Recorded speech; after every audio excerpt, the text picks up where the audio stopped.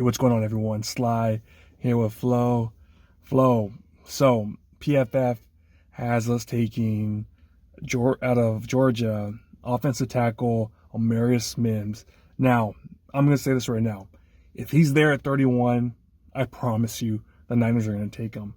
If the board falls, I think at 26, 27, I just have a feeling they're going to be trading up and they're going to try to get this guy. 5-star recruit out of high school. A guy that really hasn't played a lot, but he's kind of an athletic freak. We saw him at the combine. I think he ran like a 5.07 at 340, 6'8". Well, what do you think, man? Do you think the Niners, you like him, or kind of risky that he only played 800 snaps in his career? Yeah, man, he's a big guy with wheels, so I always love that. But like you said, man, injury is a concern. When he ran, he pulled his hammy, man. So that's kind of a red flag, especially with the last couple of years where we drafted these guys who came off injuries and they never panned out for us. It just seems like we are so unlucky when it comes to these injury guys. I know sometimes they're just a risk in general, but some teams make it happen. He also had I think it was like a right ankle injury most of his career too, because I know he was pretty much limited in the games he played when he was out there. 8 career starts. 8 career starts, yeah. I know freaking that whole time though, when he does play though, I heard he only gave up like 6 pressures in his 3 years. Yeah. Maybe because he didn't play. Maybe that's why. But still, when he's out there, it just seems like nobody's able to get past this guy just because he's so big, so physical. So I do like that. Like you said, I do think we're going to have to trade some draft picks, some capital to move up a few spots, because I know teams like the Bengals are right there. They're going to want to get at this sucker. Broncos might get him early. If I doubt it, they're going to go that high. There's going to be a few teams, Steelers. So there's going to be teams that are going to want him. So in order to get this guy, we're going to have to not only trade our pick, but also trade a few of our assets, which luckily we have, because we have 11 draft picks in this draft. So we might be able to do it. But, man, we definitely need to make this kind of pick this year. Last year, me and you were preaching offensive line. We need help. We never addressed it. Man, that cost us, right? It came back and bite us in the ass. Super Bowl. Obviously, McKivitz, he's kind of just going to be that guy who's going to be the odd man out. Should be Spencer Burford, but it looks like they're trying to go with the best player available. So I think it's a smart pickup. What do you think? Yeah, just talking about Colton McKivitz. Colton McKivitz has, I think, 33-inch arms. This guy Mims, 36 and 180. So, I mean, he's prototypical offensive lineman, and that's exactly what you want. If this dude played more, definitely he would be like a top 15 pick, but I think he will fall just for the fact that he hasn't played 800, I think, in 5 snaps. That right there scares the crap out of me. We've done it before where we've got guys, not a lot of snaps. Example, Javon Kinlaw, a dude that didn't play a lot in college, man. And he got bit in the ass because he did not have a lot of snaps out there, and it just didn't work. It just happens. Do you remember when I know you're a little younger than me, but when Bryant Young retired, we got a guy named Kenton Balmer, another dude that didn't play a lot of snaps at all, and he was absolutely horrible, man. He was Seattle 2 years later, right? Yeah, dude, he sucked, dude. He was absolutely pathetic. And he was another dude that just didn't play a lot in college, so we didn't know a lot about him. But I think we reached him in the mid-20s, I believe he was taken by us. And that was just another pathetic-ass pickup. So it happens over and over. And we haven't had that much luck with right tackles. Let's be honest. Mike McGlinchey, to me, I thought that was a mistake. I thought we should have kept Trent Brown. Kind of similar to Mims for the fact that these guys weigh a lot and they were injured a lot. So that's one thing that's kind of iffy.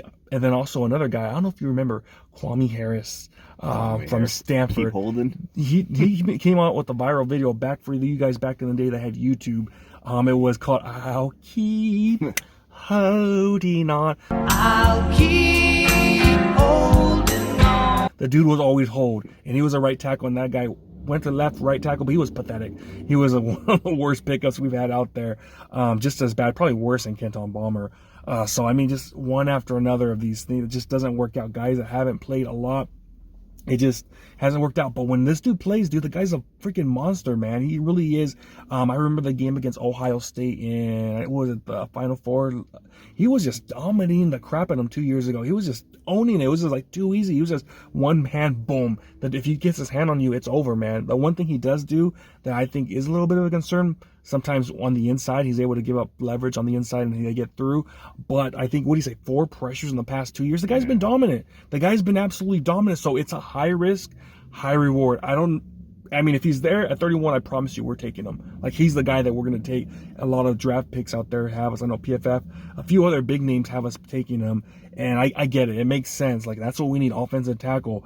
But it is a high risk, man, because a guy that doesn't play a lot, he's been injured. I think, he get injured week 3, then he had to have surgery, and he came back like week 11. It's been all his repetitive. It keeps getting hurt. So, I mean, it's such a scary situation because these big guys, he kind of does remind me of Trent Brown. I like Trent Brown. I thought we should have never traded him to get McGlinchey. I think that was a step backwards. And he got paid, Trent Brown. So he was solid, but his one concern was what? The dude weighed too much. And that's injuries, man. That happens. If he is dedicated, yeah, I'll say if you lose 20 pounds, that'll be all, dude, we're going to be set. But when you have that much weight on you, there's a huge chance you get injured. And he got injured in the combine. So, I mean, I won't be mad if we make the pick, but there are concerns out there. And there's a reason why he might fall. He still might not fall. But if he does fall, I think that's going to be the reason why, man. Yeah, man, that's definitely going to be the reasons because that injury bug. But like I said, I'd be happy with the Niners picking this guy up because the future of Brock Purdy, we got to protect this guy. It depends on it, you know. We haven't been protecting this guy. We've been lucky. Well, we haven't been that lucky because obviously we lost him in the NFC Championship game. But still, as far as the near future, man, we got to start protecting this guy because he is running for his life, taking some big shots. Last playoff run, there was like 5 times where he got hit just square while he was throwing the ball. That has to stop this coming year. We got to give this guy some protection, some time, and you do that by drafting offensive linemen in this year's draft. And who knows, maybe you get Mims, and then maybe you move McKivitz inside, I guess, to take over Spencer Burford's spot. It can't be any worse. It's better for him because he's 33-inch arm. It's harder, you know.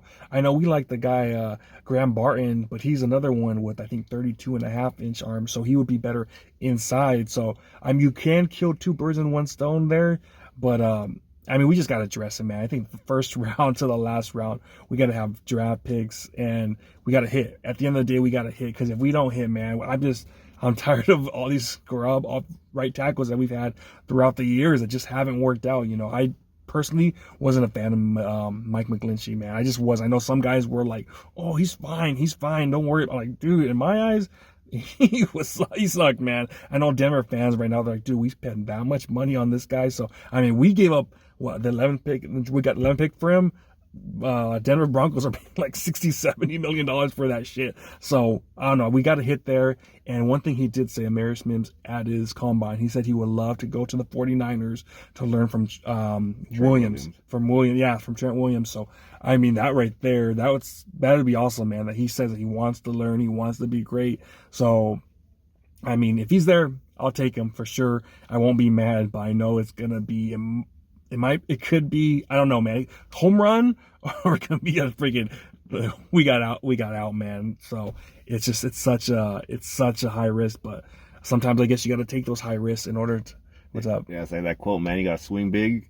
You swing big, you miss big, but you got to be willing to swing, right, to get to the fence. Exactly, man. But the thing is that there are going to be a lot of hot guys at 31 still going to be available. You know, I have a feeling that Kool-Aid's going to be there, the cornerback, and then obviously I like Barton inside. He would be a for sure day 1 starter, taking Spencer Burford's ass out. So, it's a risk. It's obviously a risk. You got to hit here, but that's what we need, man. We need a damn right tackle, and eventually to move to a left tackle when Trent Williams retires in a few years. So, we got to hit. At the end of the day, we got to hit. And if they think he's the guy, then let's do it, man. Let's go all in, baby. All right. Well, you guys let us know in the comments what you guys think. Do we draft Amarius Mims? Like, comment, subscribe, hit that notification bell. See you all next time. Peace.